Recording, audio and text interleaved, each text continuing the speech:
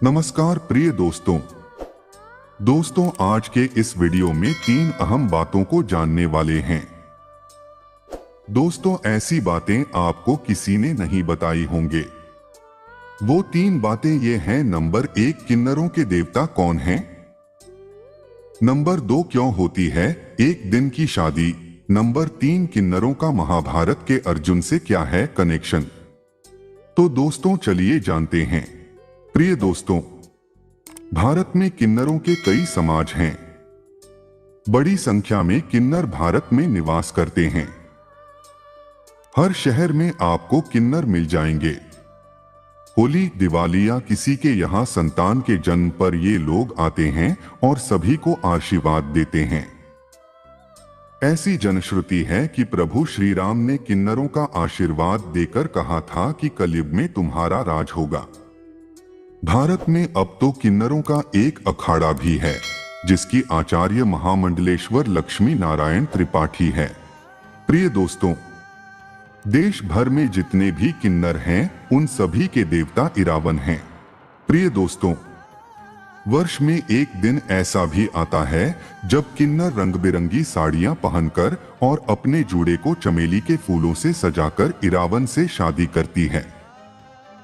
हालांकि यह विवाह मात्र एक दिन के लिए होता है। अगले दिन इरावन देवता की मौत के साथ ही उनका वैवाहिक जीवन खत्म हो जाता है। मान्यता है कि इसी दिन इरावन की महाभारत के युद्ध में मौत हो गई थी। इसी की याद में हजारों किन्नर तमिलनाडु के कूवागम गांव में एकत्रित होते हैं, जहां वे अपनी जिंदगी के सबसे महत्वपूर्ण दिन वार्षिक शादी समारोह में शिरकत करते हैं। प्रिय दोस्तों, पौराणिक मान्यता के अनुसार भगवान कृष्ण ने औरत का रूप धारण कर नाग राजकुमार इरावन से शादी की थी।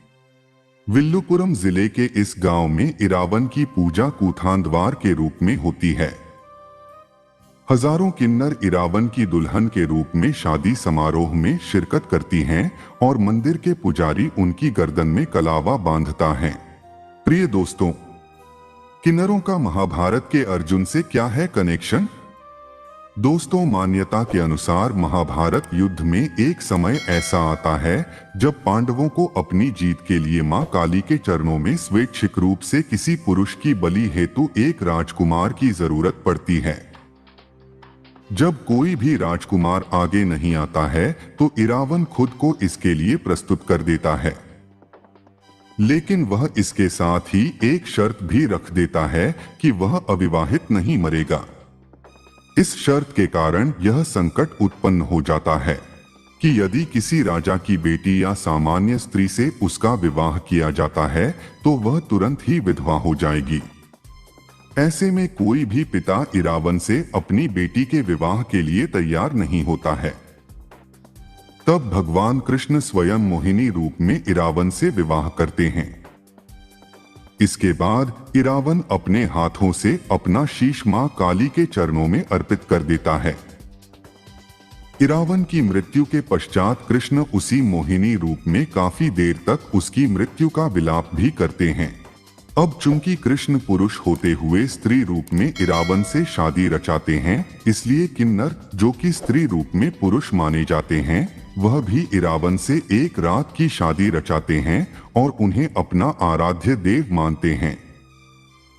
लेकिन यह कथा कितनी सच है यह कोई नहीं जानता, क्योंकि महाभारत में तो इरावन की मौत के राज कुछ और ही है। इरावन अर्जुन का पुत्र था। इसका जन्म विशेषकाल परिस्थिति में हुआ था।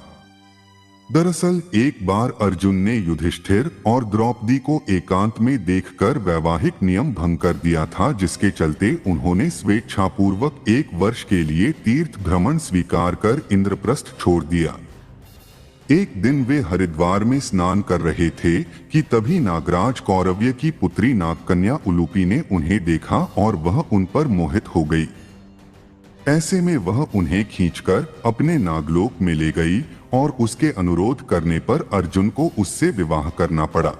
अर्जुन ने नागराज के घर में ही वह रात्रि व्यतीत की। फिर सूर्योदय होने पर उलूपी के साथ अर्जुन नागलोक से ऊपर को उठे और फिर से हरिद्वार गंगाद्वार में गंगा के तट पर आ पहुंचे।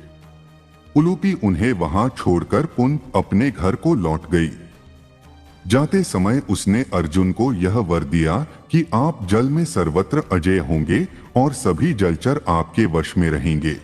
अर्जुन और नागकन्या उलूपी के मिलन से अर्जुन को एक वीरवार पुत्र मिला जिसका नाम इरावान रखा गया। भीष्म पर्व के 90वें अध्याय में संजय धृतराष्ट्र को इरावान का परिचय देते हुए बताते हैं कि इरावान नागराज कौरव्य की पुत्री उलूपी के गर्भ से अर्जुन द्वारा उत्पन्न किया गया था। नागराज की वह पुत्री उलूपी संतानहीन थी। उसके मनोनीत पति को गरुड़ ने मार डाला था, जिससे वह अत्यंत दीन एवं दयनीय हो रही थी। ऐरावतवंशी कौरव्य नाग ने उसे अर्जुन को अर्पित किया और अर्जुन ने उस नागकन्या को भार्या रूप में ग्रहण किया था। इस प्रकार अर्जुन पुत्र उत्पन्न हुआ था। इरावान सदा मातृकुल में रहा। वह नागलोक में ही माता उलूपी द्वारा पाल पोस कर बड़ा किया गया और सब प्रकार से वहीं उसकी रक्षा की गई थी। इरावान भी अपने पिता अर्जुन की भांति रूपवान, बलवान, गुणवान और सत्य पराक्रमी था।